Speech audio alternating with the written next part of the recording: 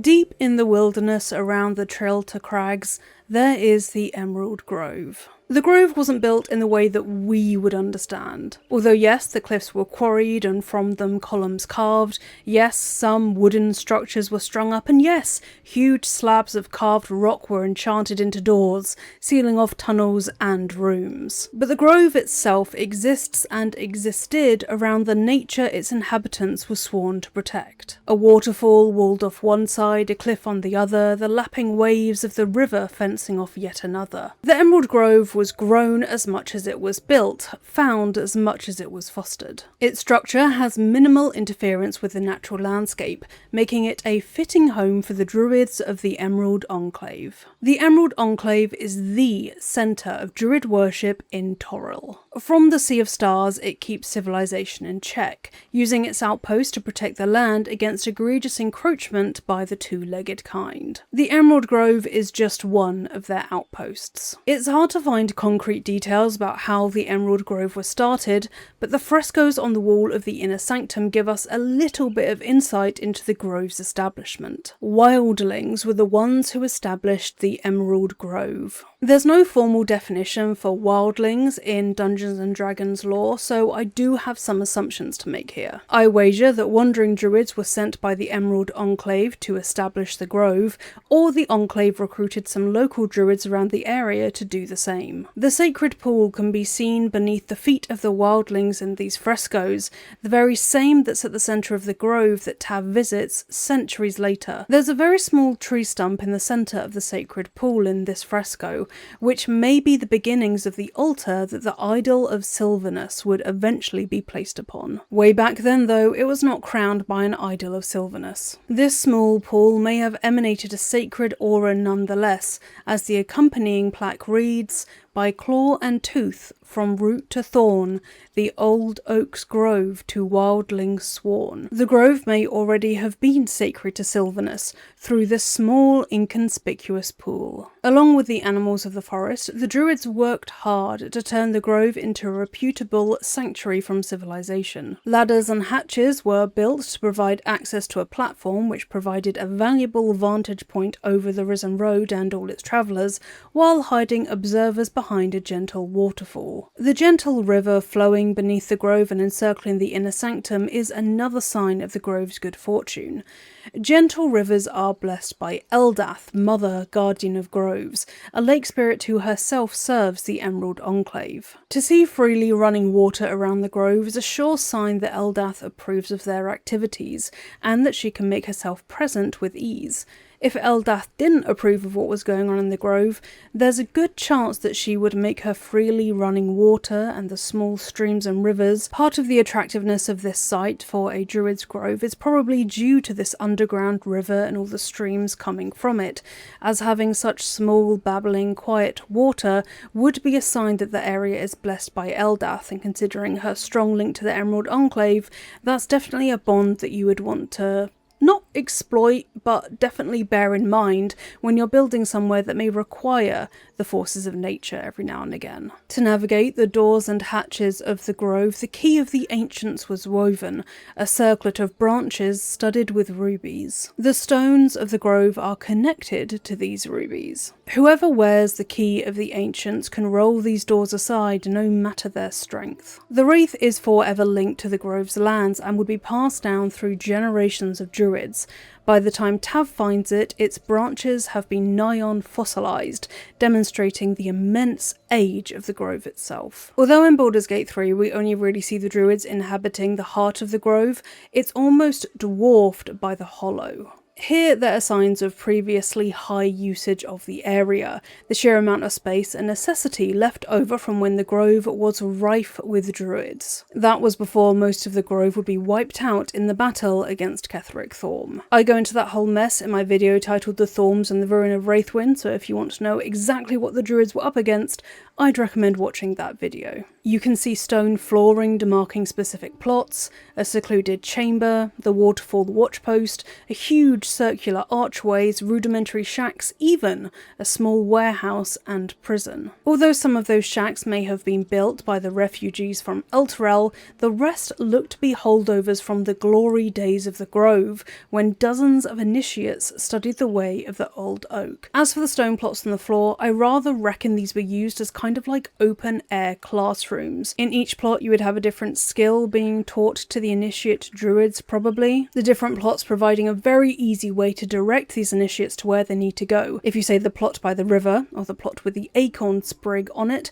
they would know where to go with little other direction. I find the secluded chamber especially alluring. Asunder from the heart of the grove where the most important rooms are, yet this appears to have been a ritual room. Although Zevlor is using it as a desk, I wager that that's an altar right in the middle. To me, it appears that the secluded chamber was once used for ritual worship, sacrifice perhaps, or sanctification in the name of the Oak Father. If it was in regular use, the refugees wouldn't have been able to set up a semi-permanent base of operations there. I do not know. Perhaps the secluded chamber was for rituals that were so holy and secret that they had to be hidden behind their own isolated stone door. Either way, its purpose may be lost, but the secluded chamber shows that the grove used to be bigger, its glory days long behind it. The sacred pool area is surrounded by evidence of those past glory days. It used to be a 2 stories tall circular alignment of blocks,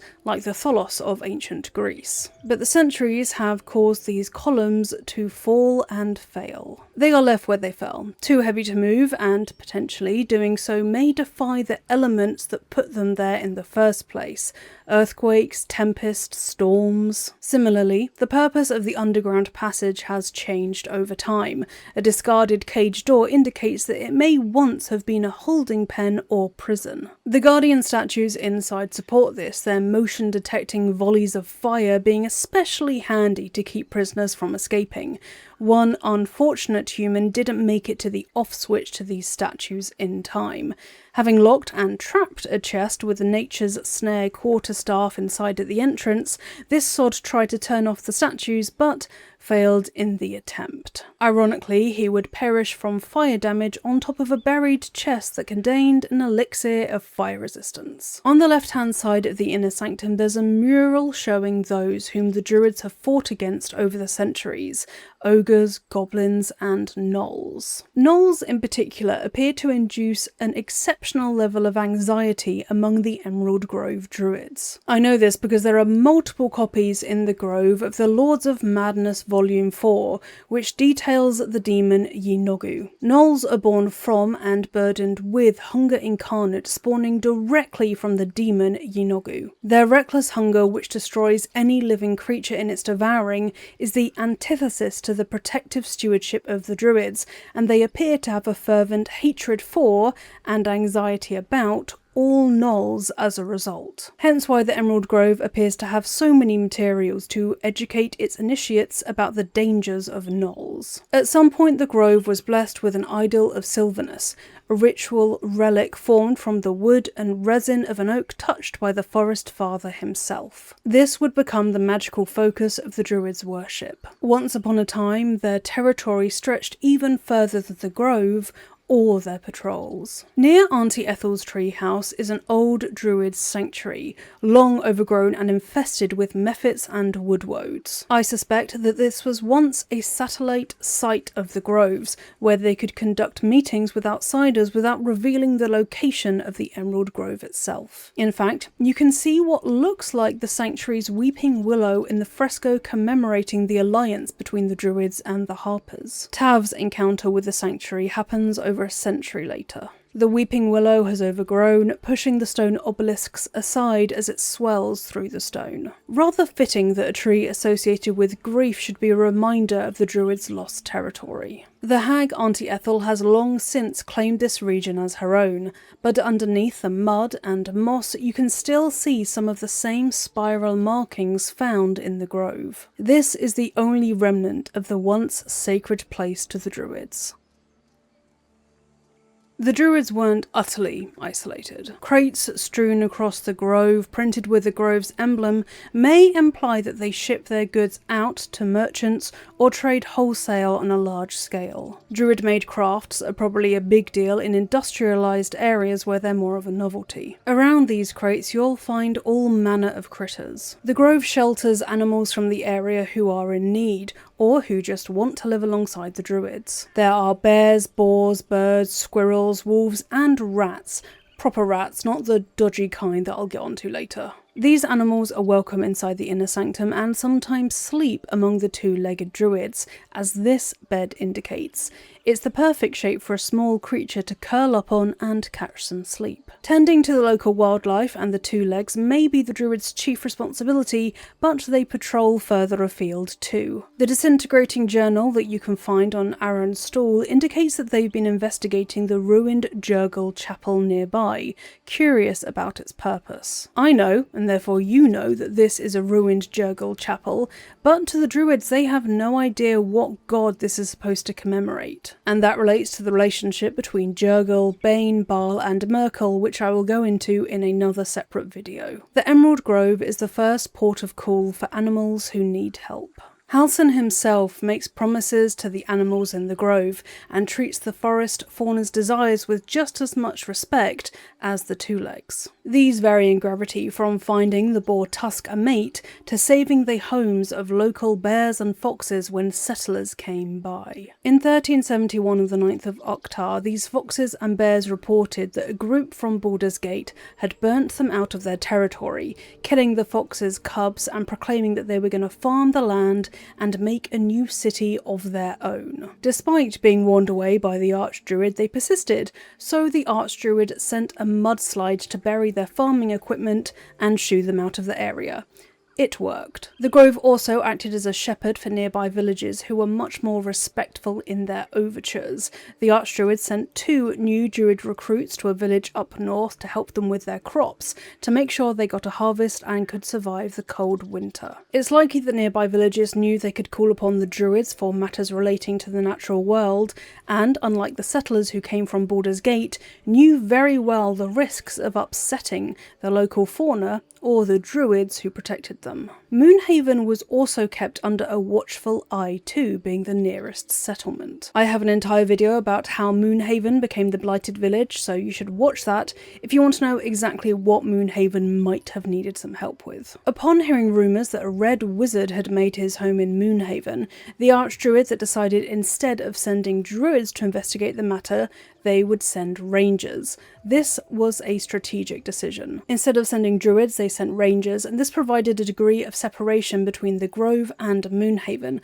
and meant that Moonhavians wouldn't look in the direction of the Grove and think that they were sticking their noses where they didn't belong. Though they threatened to, there is no sign that the Archdruid actually sent word to the House of Sylvanus that a red wizard was nearby. The House of Sylvanus, also known as Oakenhall, is a major Sylvanus temple on the Isle of Ilagon, in the Sea of Fallen Stars, far east of Baldur's Gate. It is the heart of the Emerald Enclave, and so it's no small decision to invoke their aid. A quick caveat here, by the way, on the wiki it says that Logbook 12 from 1371 is written by Halsin, but back then Halsin was an apprentice, as 1371 predates the Shadow Curse, and Halsin only became Archdruid after the Shadow Curse fell in Wraithwin.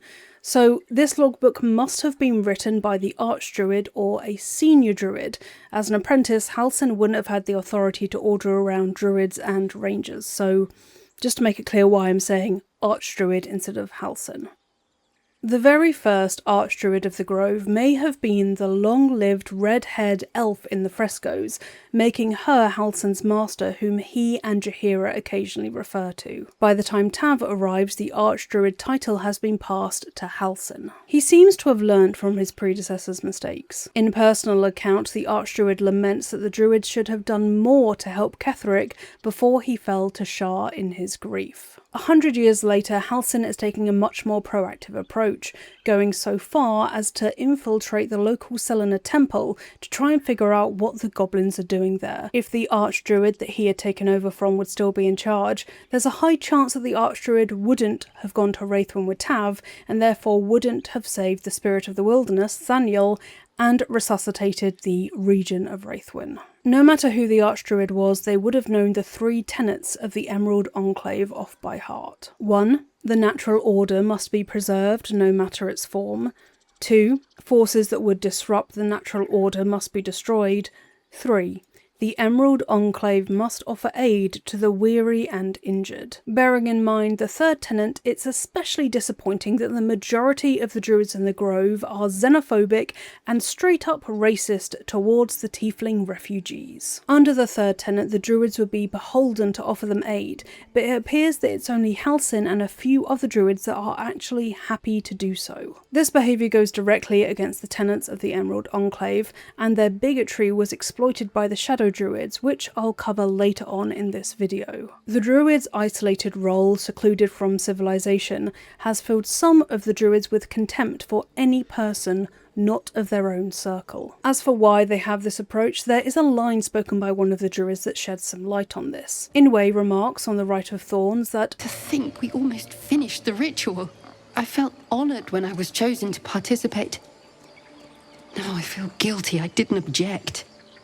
She inadvertently demonstrates that druids focus on the Grove's hierarchy, which blinds them to thinking critically of what they're actually being asked. It's the same navel-gazing that lures them into spouting racist nonsense that the refugees Halsin has the good sense to protect. A table in the centre of the inner sanctum even has a copy of a warning to the Sword Coast, a racist inflammatory pamphlet on the refugees from Elturel. It reads, "Tieflings, wearing their devilish heritage for all to see, walk among us as if they didn't owe their existence and allegiance to the lords below.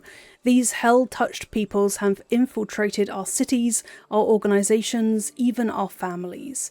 They can claim to be good all they wish. Would you believe the tiger who looks at you with dripping fangs if he said he ate nothing but vegetables? No, we can see their true nature plain as day. Obviously, I am not saying they should be cast out. Obviously, I am not saying we should drive the tieflings back to the hells they came from. But be wary of these people, my friends. Be suspicious when you see them, and especially suspicious when you do not." The pamphlet's description indicates that it's not widely read, so the druids having a copy is especially alarming, as it implies they may have gone out of their way to find a copy. Distributed by the Shadow Druids to fan Kagha's fear, I would wager. Halsin's alarm at these attitudes is partly why he brings in Druid Francesca from the High Forest to become Archdruid when he leaves with Tav to go to Moonrise. He knows that the morals, ethos and priorities of the Grove have been corrupted, and it needs a significant rejig from someone from the outside.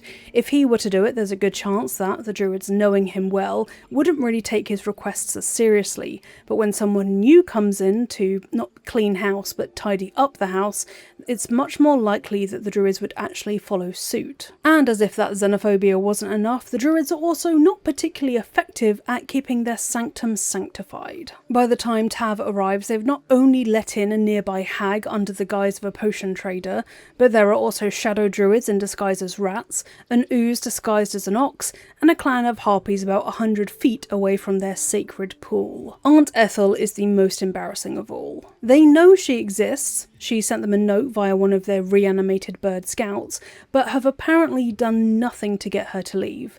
I have an entire video about Auntie Ethel, and I think now she is my favourite character in Baldur's Gate 3, so if you want to know more about her and her missing coven, go and check that out, but rest assured, the Druids not taking care of her when they could have is a massive red flag. Hags are an affront to the natural order, so the fact that there's no sign that the Druids challenged her even slightly is disappointing. Maybe her takeover of the satellite sanctuary was formidable enough to make the Druids wary, but still. The impotency of the Druids is shown further in Nettie, Halsin's apprentice. In her pockets, Tav can find a scroll of animal friendship, almost as if she's insecure about her druidic abilities. She may want the safety net of compelling animals to help her, rather than asking them as a druid and risking their refusal. Perhaps the shiny chest on the west side of the grove belongs to Nettie. It contains arsonist's oil, an elixir of the Colossus, an elixir of Altane cultivation,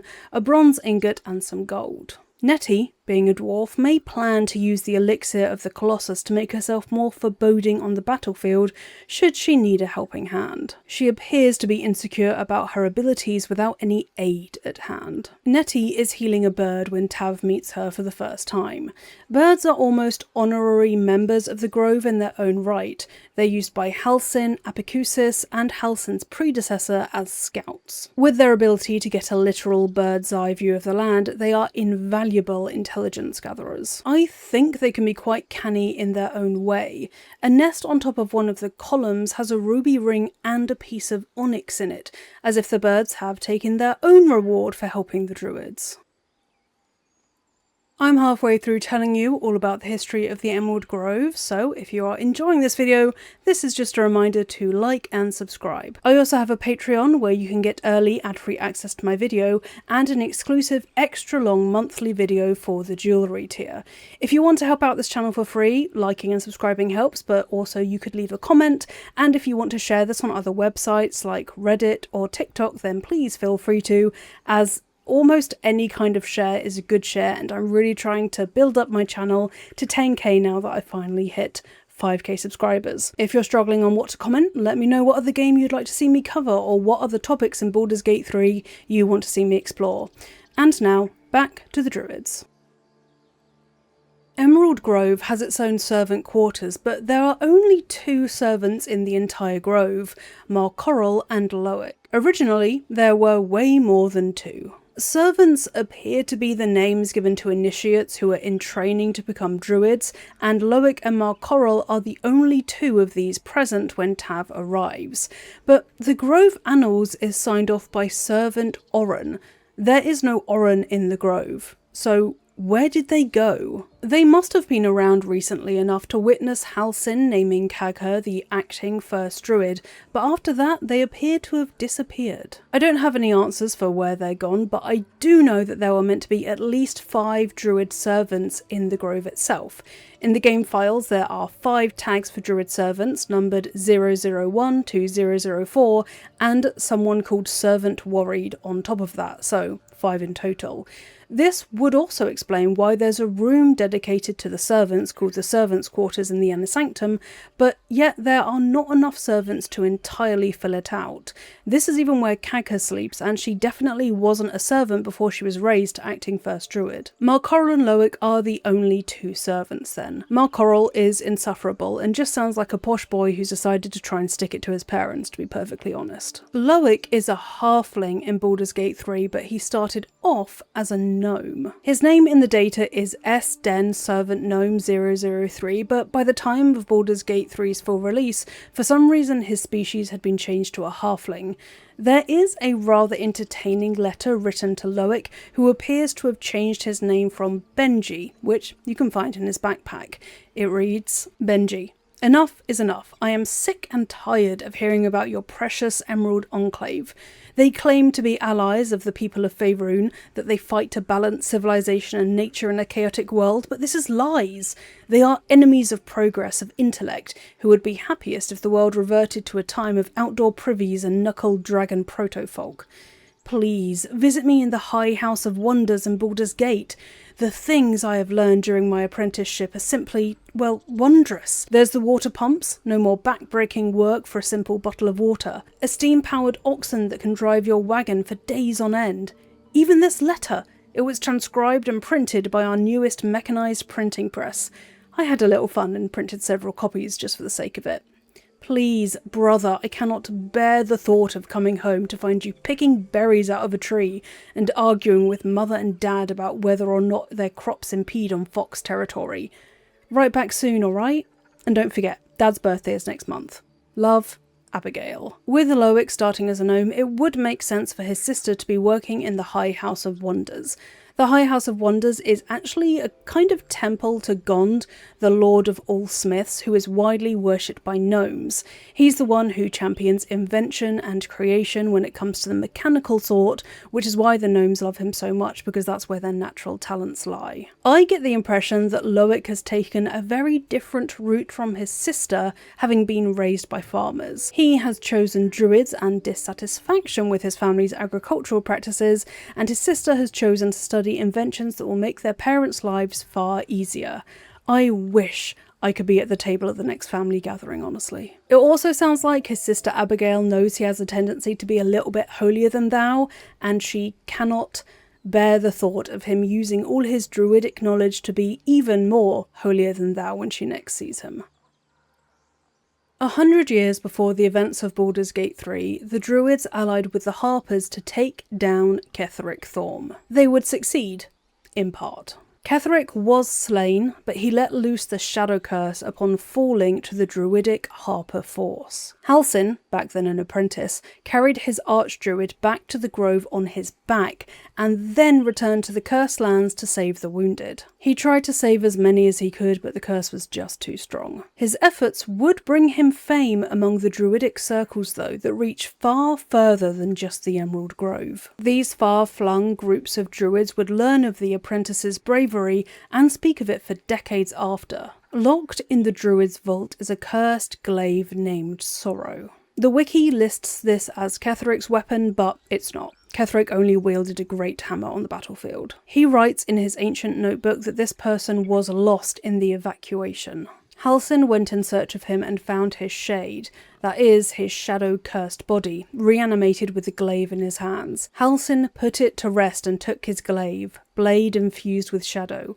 I have locked it away to serve as a reminder that even victory can taste bitter. A century later, it hasn't been removed from the vault, and Tav can feel the grief in the blade. Halsin lamented about the Ketheric situation and even led him to express discontentment with the Emerald Enclave. He wrote, "The Emerald Enclave won't send help even if I asked.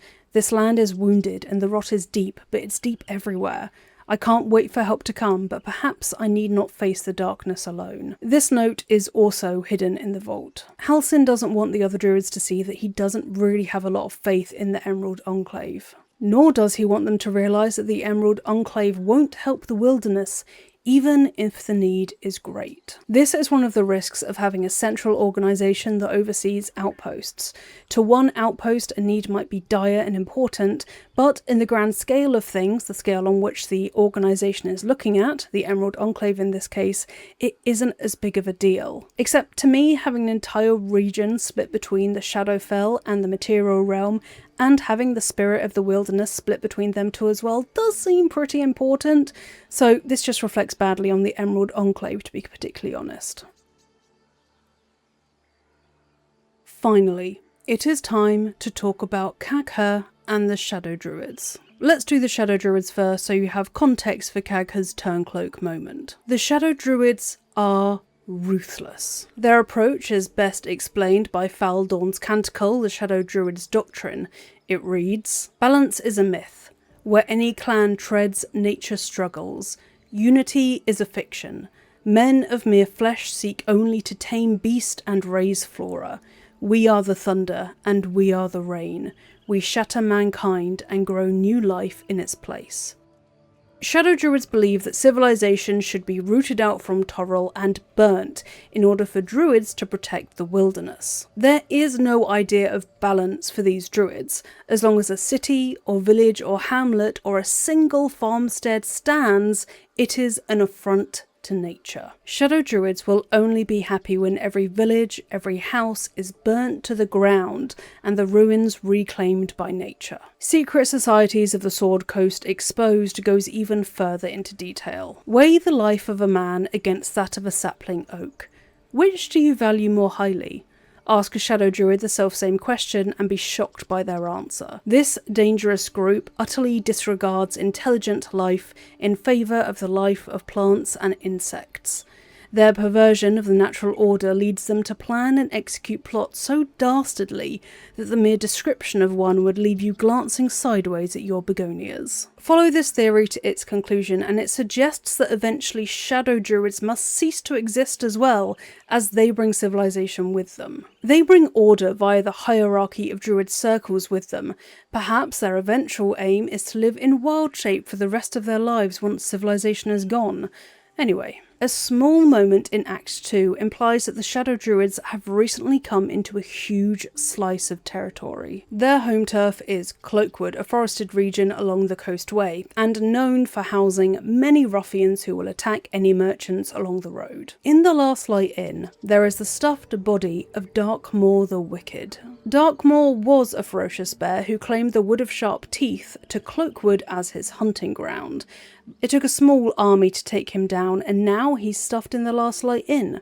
I take it from this that, as a result of Darkmoor's death, the surrounding area of Cloakwood is up for grabs by other factions, such as the Shadow Druids. Darkmoor's absence would cause a power vacuum, and as the Shadow Druids operate from Cloakwood, there's no reason not to believe that they would seize the hunting grounds that the bear once trod. By the time the Cult of the Absolute is rising, Ketheric has decided to bait the Shadow Druids to coming out of the woodwork. In taking the groves off the table, he observes that although Druids value the balance of natural forces over the welfare of humanity in general, and in the extreme this is expressed by the faction historically known as the Shadow Druids, who favour complete separation of the circles from what they regard as the ills of civilization.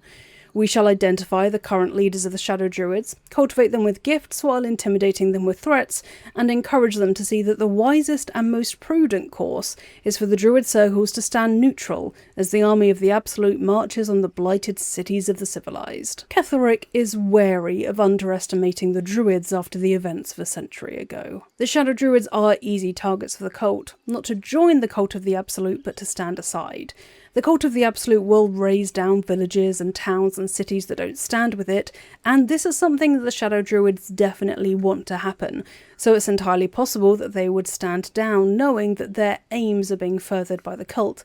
But then again, that poses the question of what they do exactly when the cult decides to come to their forest of Cloakwood. Ketheric reaching out to the Shadow Druids may have been the action that emboldened them to reach out to Kagha at the Grove and provide her with the Right of Thorns. Although they do look to have been intimidated by Ketheric, the Shadow Druids also got valuable information out of his parley. Now knowing of the threat the cult posed, the Shadow Druids would likely predict that Halsin, the hero that he is, would leave the Grove in order to eliminate Ketheric once and for all, thus it being the perfect time to take over. With leadership distracted by Ketheric, they could see discontent among the ranks to get a foothold in the Grove, and that's when they found Kagha. The Shadow Druids infiltrated in their rat form and listened. They probably noticed Kagha's love for her circle and her fear that it would be taken from her. Maybe they orchestrated her finding a copy of Faldorn's Canticle, as Tav can find it in Kagha's pack.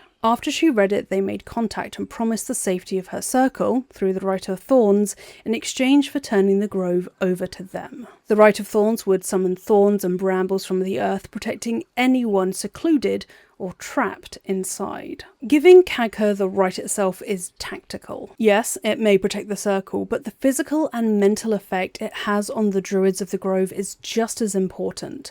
The Druids have to chant on their feet for days for the ritual to be successful. So, when Oladan and the other Shadow Druids have made themselves known, the most powerful Druids, aside from Wrath, will be exhausted in both brain and body after coming out of their trance. Standing against the Shadow Druids would be a tremendous effort once their energy has been spent and they're trapped in the thorny walls of the Grove, making it all the easier for the Shadow Druids to take over. It's a wonder to me that the Druids didn't realise the ritual came from the Shadow Druids and stopped long before Oladan revealed herself. Because if you translate the Ritual of Thorns, it's pretty evidently channeled from the Shadow Druids.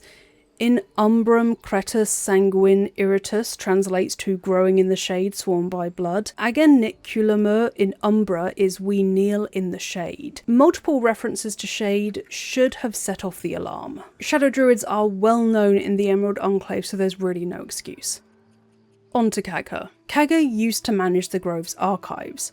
When she was raised to acting First Druid, that passed on to someone else, but her time in the archives had sobered her to reality. I would guess that in the archives she read of the battle between the druids and Ketheric Thorm and read of the devastation that he caused. She saw how many druids fell to dark justiciars and she became terrified of her circle suffering the same fate a century later. The Shadow Druids may have known about her feelings already, or they may have not. Regardless, they preyed on this fear and chose the Weeping Willow in the ruined druid sanctuary for their meeting point.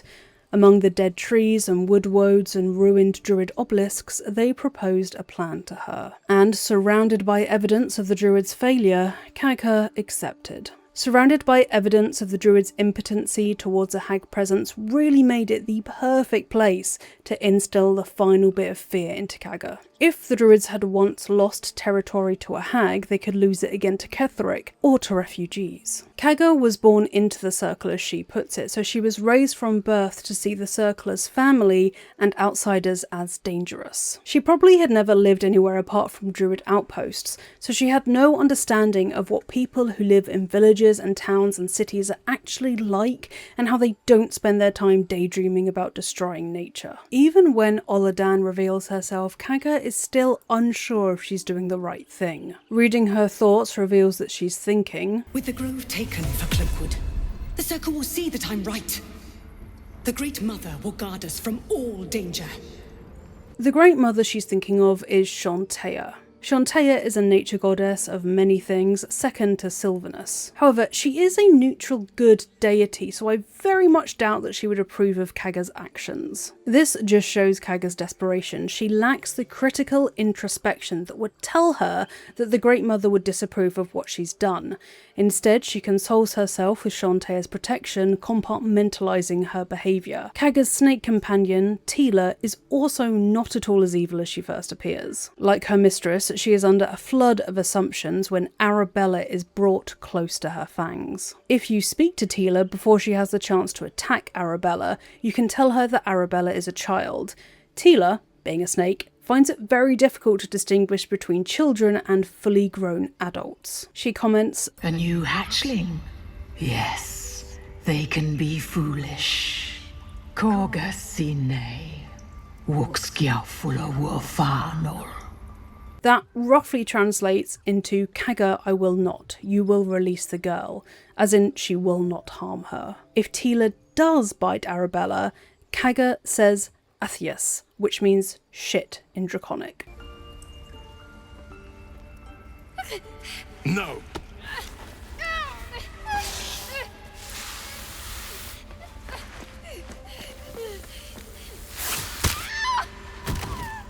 Ithias! Teela, to me!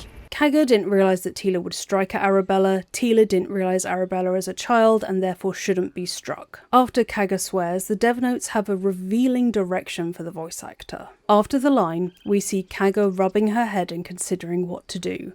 This should be a nice long pause. Then she becomes evil for good. Gone? By the gods, Kagha, what have you done? Bury the remains. Continue the rite. Before this point, Kagha may have been unsure whether she would truly side with the Shadow Druids even after doing so much to aid them. But, having killed a child, she believes she has no choice but to become truly evil. You could interpret this the same way that I personally interpret Bill's cipher from Gravity Falls, in that he accidentally killed his entire 2D dimension, so he felt he had no choice but then to become evil, because otherwise he was just a kid who made a stupid mistake, and not an evil being from the very beginning who of course would act as an evil being does, if that makes any kind of sense. The extent of Kagha's betrayal is not to be underestimated or forgiven easily, however. Her actions would imprison her fellow druids into a crucible run by the Shadow Druids, and her actions have already brought the Shadow Archdruid Alis to Baldur's Gate. That is a very, very bad thing, although we never actually meet Alis in Act 3 whatsoever. Upon redeeming Kagha and having her turn against the Shadow Druids, once upon a time you could receive a letter from her in the epilogue in the Chest of Grateful Words. It read, "My friend, in my long life I have walked many paths, some dogged by shadows, others covered in thorns and bramble, but none has been more difficult to tread than that of forgiveness.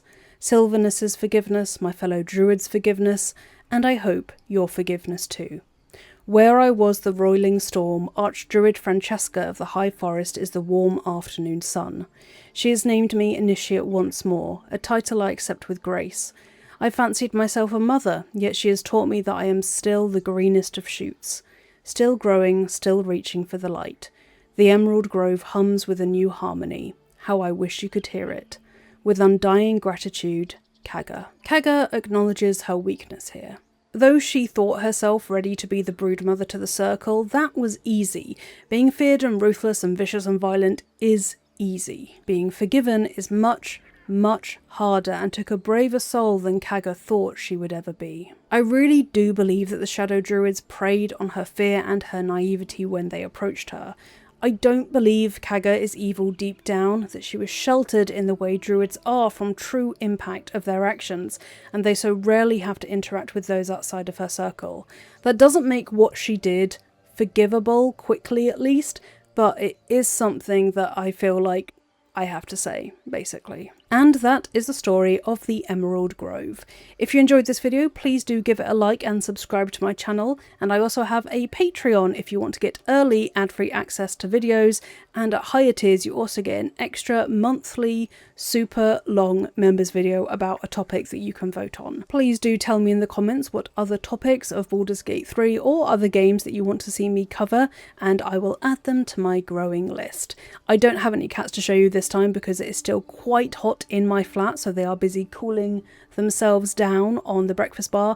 But I do have a little fun fact for you. I am Winnie the Poohing it at the moment. It's too hot in my flat to wear the trackies that I usually do when I'm filming, so I am in my filming top and some underwear. So happy heat wave, everybody. I'll see you folks next time.